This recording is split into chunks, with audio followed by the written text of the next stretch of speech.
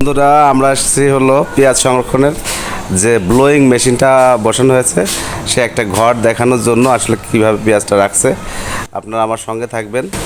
এই সামনে দেখতে পাচ্ছেন যে ঘরটা, এই ঘরটায় কিন্তু ব্লোয়িং মেশিন দুইটা বসানো আছে। এটা হলো রাজবাড়ী জেলার কালুখালী উপজেলার মির্গি ইউনিয়ন। আমাদের অভি দাদার যে পেঁয়াজ সংরক্ষণের আগে লাইভে একদিন দাদাকে দেখাইছিলাম দাদার যে ঘরটা, আপনি সেটা দেখানোর জন্য দেখেন আসলে পেঁয়াজ সংরক্ষণ করলে পেঁয়াজগুলো কীরকম থাকে সেটা একটু দেখানোর জন্য আমি চেষ্টা করছি। আপনারা আমার সঙ্গেই থাকবেন। সামনে যে ব্যক্তিটাকে দেখছেন এ হলো নাজিব অভি, মির্গি ইউনিয়নের যে সুন্দর যে পেঁয়াজ সংরক্ষণের যে ব্লোয়িং মেশিন বসিয়েছে দাদার আমরা যাব দেখি আপনার দাদার সাথে। দেখা যাক, আমরা রুমের দিকে আগাই যে আমাদের ব্লোয়িং মেশিনটা রাখা আছে। আপনার সঙ্গে থাকেন, অবশ্যই সঙ্গে থাকবেন। আমরা দাদার সাথে একটু কথাও বলবো, আসলে সে কী সুন্দর করে রাখছে। দাদার সামনে যাচ্ছে, আমরাও দাদার সঙ্গে যাচ্ছি, দেখা যাক। তো দাদার এইখানে সে কী পরিমাণ পেঁয়াজ রাখছে সেটা নিয়ে একটু কথা বলবো। দেখেন কি সুন্দর করে ব্লোয়িং মেশিনটা সেট করেছে এবং উপরে কিন্তু হিট প্রুফ কাগজ দেওয়া আছে। এবং দাদা কি বলে এবার শুনবো। কত মন পেঁয়াজ রাখছেন?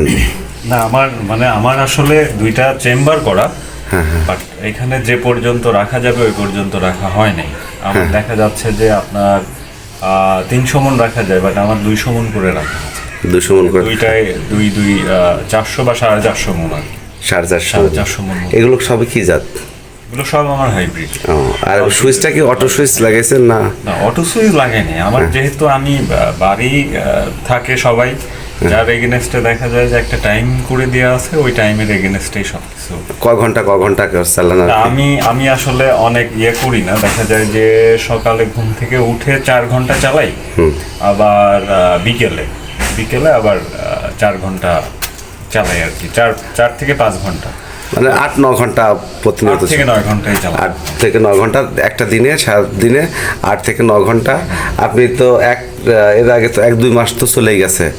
মাসে বিল কিরকম আসতে পারে? হয়তো একটা মেশিনে 5 থেকে 600 টাকা আসে। 5 থেকে 600 টাকা। তো আপনারা দেখেন আসলে কি সুন্দর করে দিয়েছে যে আসলে কোনোভাবেই টেম্পারেচারটা যাতে এসে না আসে, সুন্দর করে গ্রিল করে দেওয়া।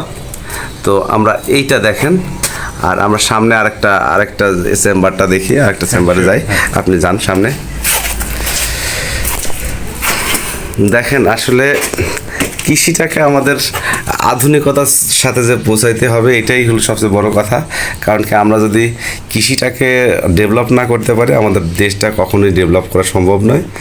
আর আমাদের দেশে যে পরিমাণ পেঁয়াজ পচন হয়, সারা দেশে যে পরিমাণ পেঁয়াজ হয় তার প্রায় 25% বা 30% পেঁয়াজ কিন্তু আমাদের পচে যায়। তো আপনারা যদি এইভাবে সংরক্ষণ করেন তাহলে দেখা যাবে কি যে সেই অন্তত পচাটা কমে যাবে। আর সেই যদি না পচে তাহলে আমাদের দেশের একটা বড় অর্থনৈতিক সংকটটা কমবে, বিদেশি আমদানি নির্ভরতা কমবে এবং আমাদের দেশের যে কৃষকরা সঠিক পেঁয়াজের বাজার পাবে। দাদা একটু পেঁয়াজগুলো একটু ধরে দেখান তো, একটু দেখেন যে এই পেঁয়াজগুলা এখন কিন্তু ঠান্ডা, কিন্তু এরকম পেঁয়াজ ঠান্ডা থাকার কথা না। আপনি একটু ধরে দেখেন দাদা। না, আমি সবসময় ধরি, আমি দেখি মাঝে মাঝে দেখি আর কি যে কি অবস্থা। তবে মানে মনে হচ্ছে একেবারে ন্যাচারাল পড়ে আছে। আমরা যে চাঙে বা মাচায় যে পেঁয়াজ যেভাবে রাখি আর কি, ওইটা আসলে অনেক থাকে ওখানে, আপনার কি বলে যে মানে প্রচন্ড তাপে ঝনঝনে অবস্থা বা থাকে, বা ওর নিচে হাত দিলে গরম একটা পাওয়া যায়, বাট এইটাতে ওইটা পাওয়া যায় না। তো আপনার কাছে এটা কি মনে হয় আসলে? এটা আমার কাছে যেটা মনে হয় যে না, এটা পচার আসলে চান্স নেই। এটা পচার চান্স হচ্ছে আপনার হয়তো মানে 2% পচবে হয়তো, যেটা পচার আর সেটা কিন্তু পচেই যায়। হ্যাঁ, এবং পচবে এটা, বাট পচে আপনার শুকায় যাবে সেটা। কারণ যে পরিমাণ বাতাস, আমি হাত দিয়ে দেখি যে এই বাতাসগুলো একদম নিচ থেকে উপরে হাতে লাগে। হ্যাঁ, তো হাতে যখন লাগে একটা ব্যাকটেরিয়া সাপোজ জন্ম নিল, হ্যাঁ, সেই ব্যাকটেরিয়া যদি আসলে একটু মানে ওইটারে কি বলে যে পানি বা আর্দ্রতা, যে ঘামা, সে ঘামটা যদি শুকায় যায় তাহলে ঘামের সাথে তো ব্যাকটেরিয়াটাও শুকায় যাবে। ঠিকই বলছো, পচার তো কোনো চান্স আমি দেখি না। ধন্যবাদ দাদা। আসলে আপনারা কিন্তু চাইলে এত সুন্দর করে ঘর করতে পারবেন। আমার হিট প্রুফ দেওয়া আছে। আর এই যে হিট প্রুফ দেওয়া আছে, দেখেন কি সুন্দর করে। আসলে সবচেয়ে বড় কথা কি, আমি যেটা পছন্দ করি যে আধুনিক যদি আমরা না হই তাহলে আমাদের দেশটাকে আধুনিকভাবে যে সামনে আগানো সম্ভব নয়। তো যে যেখান থেকে দেখছেন, আপনাদের যদি ভালো লাগে অবশ্যই আপনারা এইভাবে ঘরটা করতে পারবেন। এই সুইচটাকে এই পাশে না ওই পাশে? এইখানেই না, সুইচ ভিতরে, মানে আমার এখানে কোনো সুইচ নাই আর কি, সব ভিতরে। সব আমার হচ্ছে আমি আমার যে বারান্দা আছে সামনে, মানে আমরা তো ওইখানেই থাকি সব সময়। সুইচটাও আমি ওইখানে রাখছি, এদিকে কোনো কিছু, কারণ এখানে আমার তালা দেওয়া থাকে সব সময়, তালাটা খুলতে হবে, দেন তারপরে সুইচ, এগুলো ঝামেলা। আর আমার হাতের কাছে থাকলে তো মানে আমি আমার ইচ্ছা মতো আমি অন করতে পারবো, অফ করতে পারবো। তো এতক্ষণ দেখলেন আসলে এই যে পেঁয়াজের ঘরটা দেখালাম, দাদা কিন্তু লাস্টে একটা কথা বলছে, দেখছেন তার সুইচটা কিন্তু এই ঘরে নাই। তার মানে কি, সে কিন্তু আপডেট মাইন্ডেড, সে রেখেছে কি নিজেদের থাকার ঘরে, ওইখান থেকে সে সুইচ অন অফ করবে যাতে এই বলতে আমার যে বারান্দায় আমরা সব সময় চলাফেরা করি, ওইখানে যে থাকার ঘরে বলতে বারান্দায় রাখা, যাতে ওইখানে সবার হাত পরে বা সবাই যে কোনো সময় ওইখান থেকে সুইচ অন অফ করতে পারবে।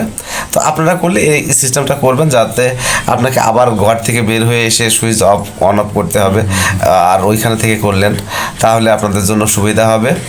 তো এই দেখেন আসলে আমাদের যে অভিদাদার যে রয়্যাল এনফিল্ড, এই যে এইখানে যে বাইকটা রয়ে গেছে, আসলে আমাদের কিন্তু আগের যে আমাদের কৃষিটাকে এরকমই ছিল যে আমাদের কৃষকরা এক সময় বাইক নিয়ে মাঠে যাবে, তো এটার কিন্তু তার রয়্যাল এনফিল্ড। আমি কিন্তু এই বাইকটা মাঠে যাওয়ার জন্যই নিয়েছি। তো এই দাদা কিন্তু মাঠে যাওয়ার জন্য এই রয়্যাল এনফিল্ড নিয়েছে। তো আসলে আমরা চাইবো যে প্রত্যেকটা কৃষকে আপডেট হোক এবং ভালো কিছু করুক, কারণ একটা কৃষক যদি ভালো হয় আমাদের ভালো লাগবে, কারণ আমরা নিরন্তর কৃষির সাথে থেকে থাকি। মানে কৃষকের মঙ্গল হলে আমাদের ভালো লাগে। তো আমাদের ভিডিওটা যদি আপনাদের ভালো লাগে অবশ্যই আপনারা একটু শেয়ার দিবেন, লাইক, কমেন্ট, সাবস্ক্রাইব করবেন আমার নবান্নের কৃষি ইউটিউব চ্যানেল, এবং অরবিন্দ কুমার বিশ্বাস যে পেজ থেকে দেখছেন এটাকে অবশ্যই ফলো দিবেন, এবং নবান্নের কৃষি পেজটাকে ফলো দিয়ে পাশে থাকবেন। আর আমি চাই যে আমার দাদার মতো আপনারাও রয়্যাল এনফিল্ড নিয়ে মাঠে যাবেন। আরে